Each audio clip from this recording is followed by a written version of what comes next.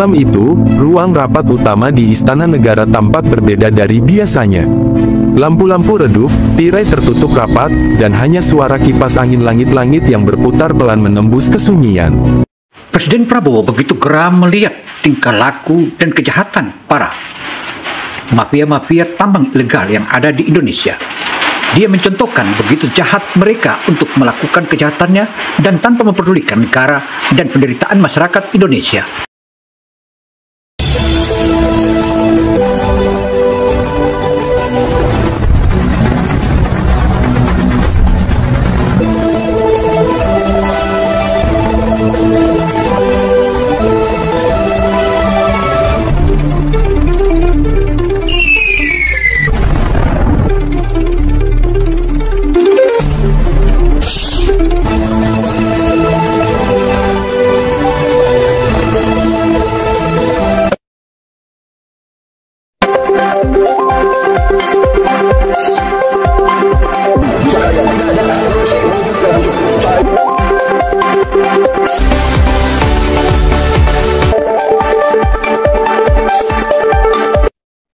Jumpa lagi dengan Opini Gino Television Indonesia. Kali ini Opini Gino Television Indonesia menyajikan tentang pemberantasan tambang ilegal di seluruh Indonesia, terutama di Kalimantan. Bagaimana kisahnya? Ikuti media ini hingga akhir agar tak gagal paham. Malam itu, ruang rapat utama di Istana Negara tampak berbeda dari biasanya. Lampu-lampu redup, tirai tertutup rapat, dan hanya suara kipas angin langit-langit yang berputar pelan menembus kesunyian. Di tengah ruangan, Presiden Prabowo Subianto duduk tegap menatap layar besar yang menampilkan citra satelit berwarna hijau gelap, titik-titik merah menyala menandai area tambang ilegal di pedalaman Kalimantan Timur. Tak ada satupun menteri yang berani bersuara. Suasana tegang menggantung, seakan setiap napas bisa memicu badai. Kepala Badan Intelijen Negara BIN melangkah maju, membawa map hitam tebal bertuliskan Rahasia Negara Operasi Lapis Bumi. Dia membuka lembar demi lembar laporan dengan suara bergetar. Bapak Presiden, kami temukan jaringan tambang ilegal yang menghasilkan lebih dari 12 triliun rupiah per bulan. Namun seluruh dana disalurkan ke rekening luar negeri melalui perusahaan fiktif di Singapura dan Makau. Beberapa pejabat daerah, aparat, dan pengusaha terlibat langsung. Suaranya nyaris berbisik di antara ketegangan. Prabowo menatap tajam laporan itu. Matanya, yang sudah terbiasa dengan medan perang, kini menyorot tajam seperti elang mengincar mangsa. Saudara, Presiden Prabowo membongkar 1.000 tambang ilegal dan 5 juta hektar sawit ilegal selama periode 1 tahun kepemimpinannya. Prabowo juga menegaskan tindakan mencuri kekayaan negara harus dihentikan dengan penegakan hukum. Hal tersebut disampaikan Presiden Prabowo dalam dialog A Meeting of Mind dengan Chairman Forbes Media Steve Forbes di Forbes Global CEO Conference 2025 yang belum lama ini digelar. Saya datang ke 2 pulau di Indonesia, Bangka dan Belitung, dan kami mendapatkan laporan bahwa ada 1.000 tambang timah ilegal. 1.000 di kedua pulau ini, dan kami kehilangan sekitar 80% dari total produksi timah kami karena penambangan ilegal ini dan melalui penyeludupan, dan saya katakan ini untuk dihentikan, ujarnya tegas papar Prabowo. Ia mencondongkan tubuh ke depan dan berkata pelan namun tegas, berarti selama ini mereka mencuri dari bumi kita sendiri. Tak ada yang menjawab, hanya bunyi halus dari jarum jam di dinding, bergetak menghitung waktu menuju keputusan besar. Di layar, muncul video rekaman drone yang diambil malam hari. Barisan truk tambang melintas di jalan rahasia, dikawal pria-pria bersenjata laras panjang. Dari udara tampak kobaran api besar, limbah bahan bakar yang dibakar di tepi sungai. Prabowo menepalkan tangannya, ini bukan sekadar tambang ilegal, gumamnya. Ini penjajahan gaya baru. Saudara, apa yang barusan dipaparkan oleh Prabowo menyebutkan bahwa ini adalah penjajahan gaya baru, tentu saja itu adalah benar. Karena hasil-hasil bumi kita sudah cukup lama dikeruk oleh para penambang-penambang ilegal yang bekerja sama dengan oknum-oknum penjahat atau penjabat yang ada di dalam negeri. Dan saatnya kita basmi, artinya di tangan dingin Prabowo ini akan kita lihat dan kita akan petik, serta kita melihat para penjahat-penjahat ilegal tambang itu akan dimusnahkan satu persatu dan dihabisi dan dimusnahkan hingga dipenjarakan tuntas dan dirampas seluruh aset-asetnya. Kepala Staf TNI mencoba bicara, tapi Prabowo mengangkat tangan. Cukup, saya tidak butuh laporan lebih banyak. Saya butuh tindakan. Suaranya berat, bergema di dinding ruang rapat yang dingin. Ia berdiri dari kursinya, mengenakan jaket lapangan berwarna hijau tua. Mulai malam ini, saya ambil alih operasi ini secara langsung. Jangan ada satupun yang bocor ke media. Siapapun yang terlibat, tangkap. Para pejabat saling pandang. Tak ada yang menyangka presiden akan turun langsung. Kepala BIN menelan ludah, mencoba mengingatkan dengan hati-hati, tapi, Pak Presiden, lokasi tambang itu sangat berbahaya. Ada ratusan preman bersenjata, bahkan kemungkinan dilindungi oleh pasukan bayaran asing. Prabowo menatapnya dingin. Saya sudah terlalu sering menghadapi peluru di medan perang. Kalau mereka pikir bisa menakut-nakuti saya dengan senjata, mereka salah pilih lawan. Keheningan kembali menelan ruangan. Hanya terdengar suara hujan mulai turun di luar jendela, membasahi halaman istana. Prabowo berjalan menuju pintu keluar, menepuk bahu kepala BIN. Siapkan tim kecil. Besok malam, kita berangkat ke Kalimantan. Tapi tak ada yang tahu saya ikut. Langkah sepatunya terdengar berat dan mantap, seperti langkah seorang prajurit yang kembali ke medan laga setelah lama menahan amarah. Saudara, dari laporan ke laporan, sebagaimana yang diterima oleh Prabowo, dia menyebutkan bahwa ada jutaan hektar tambang-tambang dan sawit ilegal yang melanggar hukum. Apa? Tidak bukan 5.000, tapi 5 juta hektar melanggar hukum, ucapnya. Dan itulah yang kita lakukan. Saya rasa pada akhir bulan ini kami telah memulihkan sekitar 3,7 juta hektar perkebunan yang melanggar hukum tambahnya. Prabowo juga menegaskan komitmen pemerintah untuk menertibkan pengelolaan sumber daya alam melanggar aturan. Jadi saya katakan, saya disumpah untuk menegakkan hukum. Jadi saya katakan kepada Jaksa Agung, saya, Badan Pemeriksa Keuangan negara saya, lakukan investigasi apa yang Anda temukan. Jika ada kasus, hentikan konsesi mereka. Dan itulah yang kami lakukan, tegasnya. Di luar, petir menyambar langit Jakarta. Prabowo menatap langit kelam itu sejenak, lalu bergumam lirih, kalau mereka berani mengkhianati tanah ini, maka saya akan menggali mereka sampai ke dasar bumi. Dan malam itu, sejarah baru sedang disiapkan, sebuah operasi rahasia yang kelak dikenal dengan nama Operasi Tambang Neraka. 3 hari setelah rapat rahasia di Istana Negara, 2 agen intelijen BIN yang dikirim terlebih dahulu ke Kalimantan Timur dilaporkan hilang kontak. Terakhir kali mereka melapor, posisi mereka berada di sekitar Sungai Mahakam, wilayah yang dikenal sebagai jalur transportasi batu bara gelap. Setelah itu, sinyal mereka padam, tanpa jejak, tanpa pesan darurat. Di ruang kendali, Kepala BIN berdiri kaku di depan layar monitor yang kini hanya menampilkan tanda signal loss. Ia tahu, dalam dunia bayangan, hilangnya 2 agen berarti satu hal, darah telah tertumpah. Kabar itu sampai ke tangan Prabowo yang baru tiba di markas rahasia operasi di Balikpapan. Wajahnya tegang, namun matanya tetap tenang. Ia membuka peta besar di meja kayu lapangan dan menunjuk area berwarna merah yang melingkar di sekitar Mahakam. Disinilah semua uang haram itu mengalir, katanya dengan nada berat. Kalau 2 orang kita hilang di sana, berarti mereka sudah tahu kita datang. Suasana di ruangan itu terasa seperti menjelang perang, hening, namun penuh bara.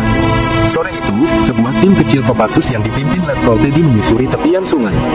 Lumpur menempel di sepatu, kabut tebal menggantung rendah di atas permukaan air. Mereka menemukan bekas tenda terbakar dan sisa peralatan komunikasi yang hancur. Di dekat sana, seorang prajurit berteriak lirih, "Komandan, ini!" Ia menunjuk sesuatu yang tergeletak di pinggir sungai, sepotong ID karbin yang setengah terbakar, masih terikat dengan sisa tali seragam. Letkol Teddy mengirimkan laporan langsung ke Prabowo melalui komunikasi terenkripsi.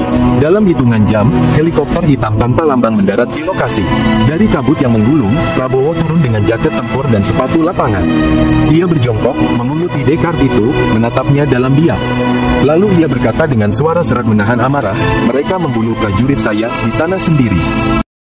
Saudara, Prabowo begitu melihat tanda-tanda atau jejak 2 agen yang diutus oleh presiden itu dibunuh oleh para mafia ilegal dan tentara milisi atau pembuatan atau tentara ilegal yang dibuat oleh para tambang-tambang ilegal atau yang dihadirkan oleh tambang ilegal itu, hatinya makin berang.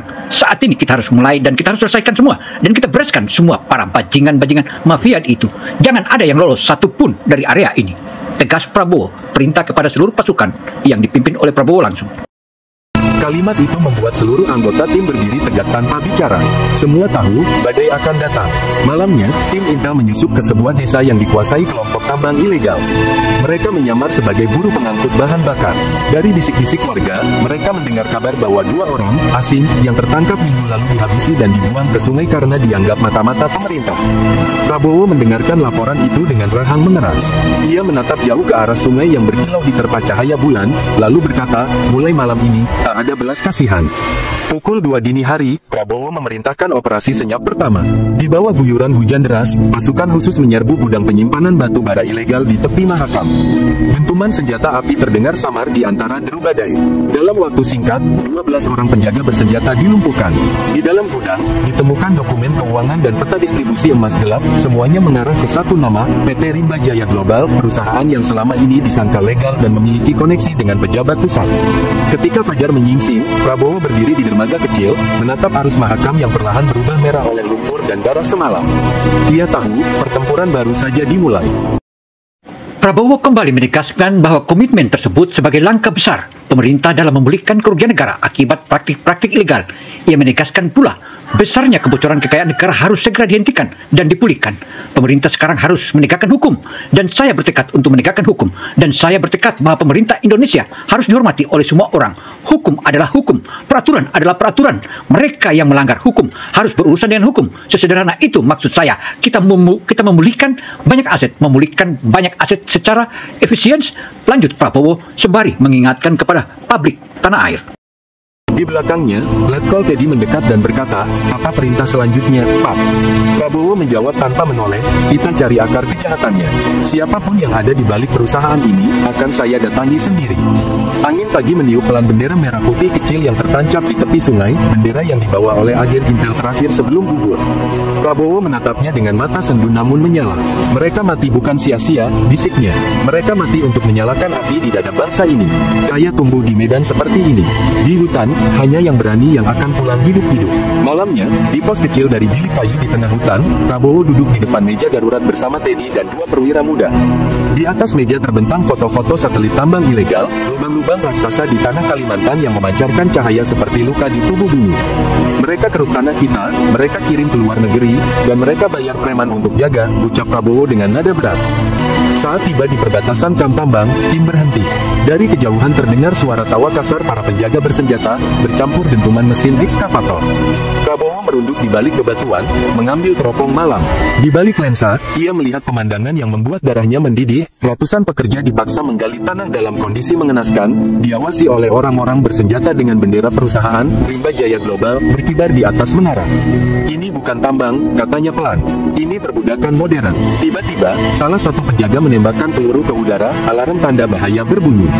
Tim penyamaran terpaksa mundur cepat ke arah hutan. Prabowo berjongkok di balik batang pohon besar, menatap ke arah tambang yang kini penuh sorotan lampu dan teriakan. Dalam keributan itu, Teddy berkata dengan napas berat, "Mereka tahu kita di sini." Prabowo menatapnya tajam dan menjawab, "Bagus. Biar mereka tahu siapa yang datang." Dan malam itu, di jantung hutan Kalimantan, seorang presiden yang juga seorang prajurit memulai perang pribadinya. Ia tak lagi sekadar memimpin dari balik meja istana, ia turun gunung, menantang kegelapan di bawah tanah dengan satu tekad, membebaskan tanah air dari tangan para pengkhianat yang mengeruknya hidup-hidup. Bergantung seadanya, dan udara penat membuat dada sesak. Dari jauh, terdengar suara cambuk dan bentakan dalam bahasa asing. Prabowo berhenti sejenak. Di bawah cahaya redup, terlihat puluhan pria kurus dengan punggung telanjang dipaksa mengangkut karung batu hitam. Beberapa dari mereka bahkan masih remaja. Mata Prabowo berkaca-kaca, amarah dan iba bercampur dalam diam. "Mereka memperbudak rakyatku di tanah sendiri," gumamnya dengan suara rendah yang bergetar. Salah satu buruh, melihat sosok Prabowo dan timnya, sempat ingin berteriak. Namun Teddy segera memberi isyarat diam. Mereka tahu, satu suara saja bisa mengundang peluru. Prabowo menatap wajah pucat buruh itu, lalu melepaskan botol air minum kecil dari sabuknya dan menyodorkannya diam-diam. Buruh itu menunduk, air matanya jatuh, bibirnya bergetar lirih. "Tolong, selamatkan kami, Pak." Prabowo hanya menatap, lalu menepuk pundaknya perlahan sebelum berlalu. Semakin ke dalam, suasana tambang makin mencekam. Mereka menemukan ruang besar di mana alat berat bekerja tanpa henti, menggerus tanah mengandung emas dan batu bara. Di atas menara kontrol, beberapa pria berbadan besar berjaga dengan senjata otomatis. Di salah satu ruangan, terdapat kantor kecil dengan kaca hitam. Dari sana terdengar tawa angkuh dan percakapan menggunakan bahasa asing. Teddy menempelkan alat penyadap di dinding, dan rekaman suara langsung tersimpan di alat komunikasi. Prabowo mendengarkan pelan-pelan kata-kata yang membuat darahnya mendidih. "Kirim emasnya ke Makau malam ini. Uang dari Jakarta sudah masuk. Prabowo memejamkan mata sejenak, lalu membuka helm komunikasinya. Semua bukti sudah cukup, katanya dingin. Teddy, aktifkan operasi Garuda Hitam. Kita tidak bisa lagi menunggu. Teddy menatapnya heran. Sekarang, Pak, di bawah tanah begini. Prabowo menatapnya dengan pandangan tajam yang tak bisa dibantah. Sekarang, sebelum mereka sempat kabur, kita bukan di sini untuk melihat, tapi untuk menegakkan keadilan. Dalam hitungan menit, sinyal dikirim ke permukaan. Di luar sana, pasukan elit Kopassus dan Kostrad yang telah bersiap di hutan mulai bergerak serentak.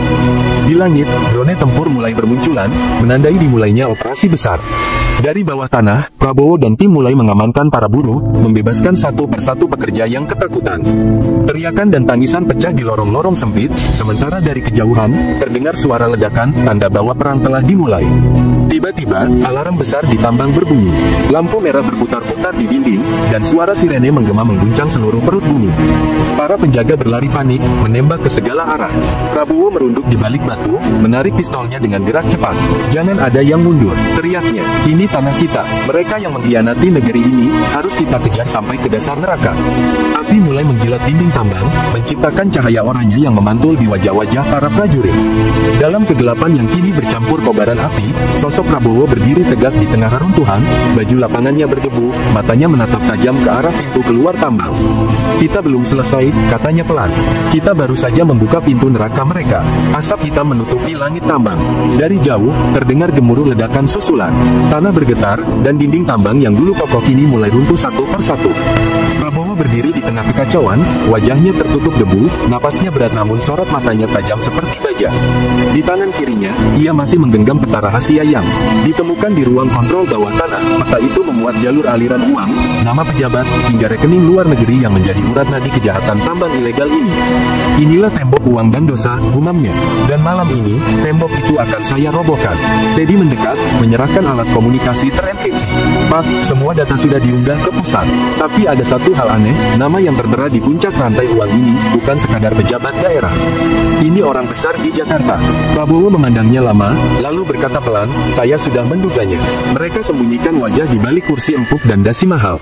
Tapi dosa mereka tetap berbau tanah yang mereka rampas." Ia menggenggam alat itu erat-erat, seolah sedang menahan amarah yang hampir meledak. Sementara pasukan Kopassus mengevakuasi para buruh dari perut bumi, Prabowo dan tim kecilnya menuju ruang kontrol utama. Di sana, monitor-monitor menampilkan data transfer keuangan yang terus mengalir ke luar negeri. "Setiap hari, miliaran rupiah keluar dari tanah ini tanpa jejak," ujar Teddy. "Dan semuanya dikendalikan lewat server di Jakarta." Prabowo menatap layar itu tajam, kemudian menekan tombol shutdown dengan tangannya sendiri. "Tidak lagi," katanya pelan namun tegas. "Mulai hari ini, tanah ini kembali ke bangsa Indonesia." Tiba-tiba, dari lorong belakang terdengar suara langkah berat dan teriakan asing.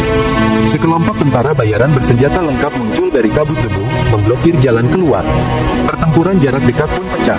Dentuman peluru memantul di dinding logam tambang, menimbulkan gema mengerikan. Prabowo merunduk di balik beton, membalas tembakan dengan pistol Glock miliknya. "Teddy, lindungi para buruh," teriaknya. Peluru melesat, percikan api bertebaran. Dalam kekacauan itu, satu hal jelas, mereka bukan hanya melindungi tambang, tapi juga rahasia besar para pengkhianat negara. Setelah pertarungan sengit, hanya tersisa asap, darah, dan senyap. Prabowo berdiri di antara puing logam dan tubuh musuh yang bergelimpangan. Napasnya berat, tapi tatapannya tak goyah. Ia menatap ke arah lubang besar di lantai tambang, di mana emas mentah bersinar samar dalam kegelapan. "Begitu besar godaan dunia," katanya lirih. "Bahkan manusia rela menjual bangsanya sendiri demi segenggam cahaya." Kata-kata itu menggantung, berat seperti sumpah. Ketika pasukan cadangan tiba dari atas, Prabowo memerintahkan penyisiran total. Semua dokumen, peralatan, dan catatan keuangan diamankan. Di dalam sebuah brankas besi, ditemukan buku hitam berisi daftar nama-nama besar, pengusaha, anggota parlemen, dan beberapa pejabat kementerian. Teddy menatap daftar itu dengan wajah tegang. "Pak, kalau ini benar, berarti kita berhadapan dengan setengah kabinet." Prabowo menarik napas panjang, lalu berkata dengan suara berat, "Saya tidak peduli siapapun mereka. Kalau mereka makan uang rakyat, berarti mereka makan daging bangsanya sendiri." Di luar tambang, hujan deras mulai turun membasuh darah dan debu. Langit seolah ikut menangis atas kejahatan yang baru terungkap. Prabowo berdiri di tepi jurang tambang yang kini hancur separuhnya. Di tangannya, buku hitam itu tergenggam erat. "Ini bukan bukan akhir, katanya pelan. Ini baru permulaan. Kita baru saja menyingkap lapisan pertama dari neraka ekonomi yang mereka bangun. Saat helikopter evakuasi datang menjemput, Prabowo menatap ke arah hutan yang gelap, seolah tahu bahwa di balik pepohonan itu, mata-mata lain sedang memperhatikannya. Ia menatap langit dengan tatapan tajam, dan berkata lirih, kalau mereka pikir uang bisa melindungi dosa mereka, mereka belum tahu apa arti murka seorang prajurit. Dan malam itu, dengan membawa bukti dan amarah, Prabowo terbang kembali ke Jakarta, bukan untuk beristirahat, tapi untuk mengguncang istana kekuasaan yang selama ini menutupi kebusukan tambang di bawah tanah negeri sendiri. Langit Kalimantan diselimuti awan pekat ketika Presiden Prabowo tiba di markas sementara pasukan gabungan di tepian hutan. Suara helikopter berputar pelan, meninggalkan dentuman angin yang membuat daun-daun berterbangan. Di ratusan manusia. Menjelang tengah malam, langit benar-benar hitam. Pasukan elit bergerak senyap menembus kabut dan lumpur. Dari pos komando, Prabowo memantau lewat monitor thermal drone. Suara komunikasi radio terdengar tegang, sasaran satu terlihat, banyak aktivitas bersenjata. Beberapa detik kemudian, suara ledakan kecil terdengar, tanda peringatan. Operasi dimulai. Prabowo menggenggam headsetnya erat. Jaga disiplin. Jangan beri mereka kesempatan kabur, ujarnya dengan nada rendah namun mengguncang semua yang mendengar. Di sisi lain, para mafia tambang tersentak panik. Mereka tidak menyangka pasukan negara akan menyerang malam itu. Beberapa mencoba membakar dokumen dan melarikan diri ke arah sungai, tapi sudah terlambat. Pasukan gabungan menutup semua jalur. Peluru berdesing, lampu-lampu padam, dan teriakan bercampur dengan suara mesin alat berat yang ditinggalkan. Dalam hitungan menit, hutan yang tadinya jadi sarang kejahatan berubah menjadi medan tempur yang memekakkan telinga. Prabowo berdiri di depan layar sambil mengamati titik-titik panas di peta. Mereka melawan dengan granat, Pak, teriak salah satu perwira. Namun Prabowo tetap tenang. Tangkap hidup-hidup kalau bisa. Kita ingin tahu siapa dalangnya, ucapnya dingin. Dia tahu, di balik semua ini ada sosok besar yang bermain di tingkat pusat, seseorang yang punya kekuasaan dan uang untuk melindungi jaringan tambang hitam ini. Setelah 3 jam pertempuran, hutan kembali sunyi. Bau mesil bercampur tanah basah menyelimuti udara. Puluhan mafia bersenjata ditangkap, sebagian melarikan diri ke pedalaman. Dari reruntuhan barang, ditemukan berkas-berkas rahasia, catatan transaksi, daftar rekening luar negeri, hingga foto pertemuan gelap antara pejabat dan bos tambang. Ketika laporan itu diserahkan, Prabowo menatapnya dalam diam. Sekarang kita mulai babak baru, ucapnya pelan. Pagi menjelang, kabut perlahan terangkat dari hutan. Prabowo berjalan sendiri di jalur bekas tambang, menginjak tanah yang hitam karena batu bara dan darah. Berapa banyak yang mereka curi dari rakyat, gumamnya.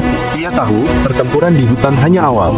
Perang yang sesungguhnya akan terjadi di ruang rapat, di balik meja kekuasaan, di antara senyum palsu para pejabat. Snu berdiri dan memberi hormat. Laporan tim kami menunjukkan bahwa jaringan ini dikendalikan oleh seorang taipan besar bernama Adrian Lim. Ia punya koneksi langsung ke beberapa pejabat di kementerian dan DPR. Prabowo mengepalkan tinjunya. Berarti negara sudah disandera uang. Mereka pikir saya tidak akan bertindak. Menteri ESDM mencoba bicara dengan hati-hati. Tuan Presiden, Adrian Lim adalah pengusaha besar. Jika kita salah langkah, bisa memicu gejolak politik. Prabowo menatapnya tajam, dingin seperti baja. Kalau negara dirampok, apa kita harus diam demi politik? Ucapnya keras, membuat semua yang hadir menahan napas. Saya tidak peduli siapa di belakangnya, entah pengusaha, jenderal, atau pejabat. Siapapun yang makan uang rakyat, akan saya sikat. Malam itu, Prabowo memanggil Letkol Teddy dan Kepala BIN ke ruang kerjanya secara tertutup. Suara petir menggelegar di luar, seolah alam pun menegaskan murkanya. Saya ingin operasi lanjutan, kata Prabowo pelan namun tegas. Kita akan kejar Adrian Lim kemanapun dia sembunyi. Tapi kali ini kita main di wilayah mereka, kota, hotel mewah, kantor pemerintahan. Hati-hati, mereka punya mata dan telinga di mana-mana. Teddy hanya mengangguk. Siap, Pak, demi merah putih.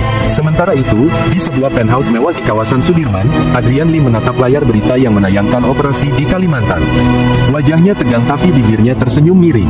Prabowo mulai bergerak cepat, katanya kepada seseorang di telepon. Tapi dia belum tahu, separuh dari anak buahnya ada di pihakku. Di belakangnya, beberapa bodyguard bersenjata menjaga ketat, sementara koper berisi uang dolar disiapkan untuk suap besar-besaran.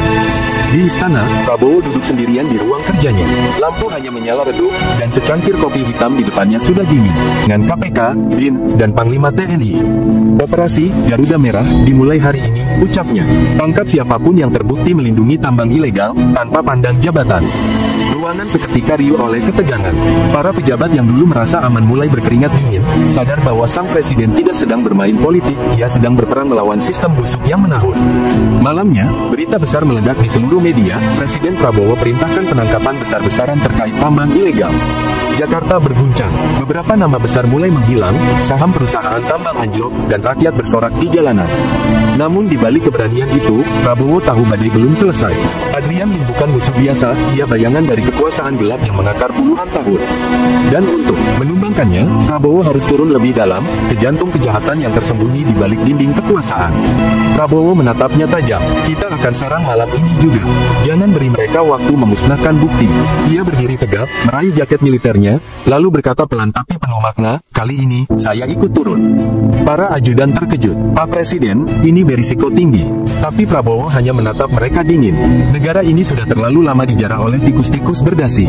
Kalau pemimpinnya takut lumpur, bagaimana rakyat akan percaya pada kebersihan? Kalimat itu membuat semua terdiam. Dalam beberapa menit, konvoi kendaraan hitam keluar dari istana, menuju pelabuhan yang menjadi sarang mafia energi. Hujan semakin deras saat tim gabungan TNI, BIN, dan KPK tiba di lokasi. Gudang besar di pinggir pelabuhan tampak sepi dari luar, tapi drone thermal menunjukkan puluhan orang bersenjata di dalamnya. Prabowo berdiri di bawah payung, menatap bangunan itu dengan sorot tajam. Kita masuk, katanya pelan. Dengan aba-aba dari Teddy, pasukan menyerbu, pintu baja dijebol, suara tembakan menggema, dan kilatan api membelah kegelapan malam. Di tengah kekacauan itu, Prabowo berjalan masuk ke gudang. Matanya langsung tertuju pada sesuatu yang lebih berharga dari emas, lemari besi berisi dokumen asli, foto-foto pertemuan gelap, serta daftar rekening luar negeri. Di sana tercantum nama-nama yang selama ini hanya berbisik di telinganya, termasuk satu nama yang membuat darahnya mendidih, Adrian Lim, dibekingi oleh seorang pejabat tinggi negara aktif. Letkol Teddy segera mendekat. Pak, ini sudah cukup untuk menjatuhkan mereka semua. Prabowo menarik napas panjang. Belum, kita masih butuh kepala ular, bukan ekornya. Ia memandangi foto Adrian Lim yang sedang berjabat tangan dengan seorang pejabat kementerian yang duduk di kabinetnya sendiri. Ia tersenyum puas, yakin bahwa uang dan koneksi masih bisa menyelamatkannya. Prabowo mungkin kuat, ujarnya pada ajudannya, tapi sistem yang kulunakkan lebih kuat dari siapapun. Ia tak tahu, detik demi detik, bayangan operasi besar sudah mengurungnya dari segala arah. Di pos taktis, Letkol Teddy menerima instruksi langsung dari Presiden Prabowo. Kita lakukan senyap, jangan beri kesempatan dia kabur. Tangkap hidup-hidup, saya ingin dengar sendiri dari mulutnya siapa dalang di atasnya. Suara Prabowo tegas di saluran radio, dingin tapi bergetar oleh emosi. Teddy memberi aba-aba dengan tangan, dan puluhan pasukan berpakaian hitam mulai menyusup ke sekitar hotel. Kamera thermal di drone menunjukkan sosok Adrian dan beberapa pengawalnya bersenjata di lantai atas. Di ruang kendali mobile, Prabowo menatap layar dengan mata tajam. Wajahnya keras, namun dalam hatinya bergolak. Berapa banyak anak bangsa yang mati karena kerakusan seperti dia? Pikirnya, ia menggenggam meja hingga buku jarinya memutih. Malam ini, keadilan bukan lagi konsep tapi tindakan. Ia memerintahkan tim snipernya bersiap, bukan untuk membunuh, tapi memastikan tidak ada satupun yang lolos. Hujan rintik mulai turun, membuat lampu kota memantul di aspal seperti darah perak. Operasi dimulai. Pasukan menyelinap masuk melalui tangga darurat dan lorong-lorong hotel. Pengawal Adrian yang berjaga di koridor berhasil dilumpuhkan tanpa suara. Tapi di lantai 31, alarm darurat tiba-tiba berbunyi, mereka ketahuan. Ledakan kecil mengguncang, kaca jendela pecah, dan suara tembakan memecah malam. Mereka sudah tahu kita datang, teriak salah satu prajurit. Teddy segera memberi komando, jangan biarkan target keluar dari ruangan VIP. Sementara itu, Adrian Lim berlari panik ke ruang aman di belakang kamarnya. Ia menekan tombol panggilan di telepon satelit. Halo, jalankan rencana kedua, bersihkan semua bukti, bakar gudang, dan suaranya terputus ketika pintu ruangan didobrak. Asap dan serpihan kaca memenuhi udara. Di ambang pintu berdiri Letkol Teddy bersama beberapa anggota Kopassus, wajah mereka kaku seperti batu. Adrian Lim, katanya datar, atas perintah Presiden Republik Indonesia, Anda ditangkap. Adrian tertawa keras, suara sinisnya menggema. Prabowo pikir dia pahlawan. Semua orang di sistem ini bekerja untukku. Bahkan beberapa di kabinetnya. Ia mengangkat pistol, namun sebelum sempat menembak, Teddy menendang senjata itu dan menjatuhkannya ke lantai. Dalam hitungan detik, pria yang selama ini kebal hukum itu tersungkur, diborgol, dan diseret keluar kamar. Dari balkon, lampu-lampu sirene kini menyala terang, keadilan akhirnya datang dari langit yang gelap. Ketika laporan keberhasilan masuk, Prabowo berdiri perlahan di dalam mobil komando. Ia memandang layar yang menampilkan wajah Adrian Lim dengan tangan terikat. Untuk sesaat, ia terdiam. Akhirnya, gumamnya lirih, negara ini mulai berani menggigit balik. Namun di matanya tidak ada kebanggaan, hanya kesadaran bahwa satu kepala ular tumbang, tapi sarangnya masih banyak di dalam. Dari layar televisi nasional, rakyat menyaksikan momen yang belum pernah terjadi, seorang presiden benar-benar menurunkan tangan besinya untuk membersihkan negeri dari kejahatan terstruktur. Di istana, Prabowo berdiri di depan jendela besar ruang kerjanya, menatap ke arah Monas yang tertutup kabut tipis. Di meja kayu di depannya, terhampar laporan akhir operasi, ratusan izin tambang ilegal dicabut, puluhan pejabat ditahan, dan miliaran uang negara berhasil diselamatkan. Tapi di antara deretan nama itu, ada satu berkas yang membuatnya diam lama, nama seorang menteri aktif, seseorang yang selama ini duduk bersamanya di rapat kabinet. Jadi ini dalam sebenarnya, ucapnya pelan, suaranya berat seperti batu yang jatuh di dasar hati. Letkol Teddy datang dengan wajah tegang. Pak Presiden, kami sudah pastikan kebenarannya. Semua aliran dana mengarah ke Menteri Koordinator Bidang Energi. Dialah yang memberi perlindungan bagi Adrian Lim selama ini. Prabowo memejamkan mata, menarik napas panjang. Dia yang saya percaya menjaga negara ini, katanya lirih. Kening sejenak menyelimuti ruangan. Lalu matanya terbuka, sorotnya tajam bagai elang. Tidak ada teman dalam perang melawan pengkhianatan. Siapkan surat pemberhentian dan panggil KPK. Sore itu, istana kembali geger. Dunia politik bergetar ketika berita pecah, Presiden Prabowo pecat dan perintahkan penangkapan Menteri Koordinator terkait skandal tambang ilegal. Dari pelosok negeri, dari tambang kecil di Kalimantan, dari nelayan di Bitung, dari petani di Banyuwangi. Mereka percaya bahwa pemimpin mereka bukan hanya bicara, tapi berani menantang badai. Di ruang kerjanya yang sepi, Prabowo menatap peta Indonesia yang tergantung di dinding. Tanah ini terlalu mahal untuk dijual, bisiknya. Ia lalu menulis dengan tangannya sendiri sebuah nota internal, program reformasi energi nasional, yang bertujuan mengubah sistem tambang agar kembali ke tangan rakyat. Kalau keadilan ingin hidup, katanya pelan, maka harus lahir dari keberanian. Malam menjelang tenang. Di luar, langit Jakarta cerah untuk pertama kalinya setelah berminggu-minggu. Prabowo berjalan keluar ke halaman istana, memandang. Bendera merah putih yang berkibar di bawah cahaya lampu. Angin berhembus pelan, membawa aroma tanah basah, aroma negeri yang mulai pulih. Ia menatap ke langit dan berucap lirih, tugas belum selesai, tapi malam ini, Indonesia menang. Saudara, mafia tambang memang adalah sekelompok orang ataupun kalangan mafia yang seharusnya dibereskan dan dibereskan. Tetapi dari tahap-tahap sebelumnya atau waktu-waktu sebelumnya tidak ada satupun presiden yang berani melakukan pemberantasan terhadap mafia ini, karena dia tahu bahwa mereka juga pernah termodali, bahkan juga teriming-iming, bahkan para pejabatnya semuanya habis tuntas dibayar oleh mafia itu, dan seakan-akan Indonesia diliputi dan dikepung bahkan di tangan mafia. Hadirnya Prabowo dituntaskan dan diberesin semua mafia itu, tak kapar semua. Demikian. Untuk itu saudara, demikian paparan opini Gino kali ini. Semoga informasi yang kami sajikan ini bermanfaat bagi kita semua. Saya Gino Samsudin Misat melaporkan. Wassalamualaikum warahmatullahi wabarakatuh.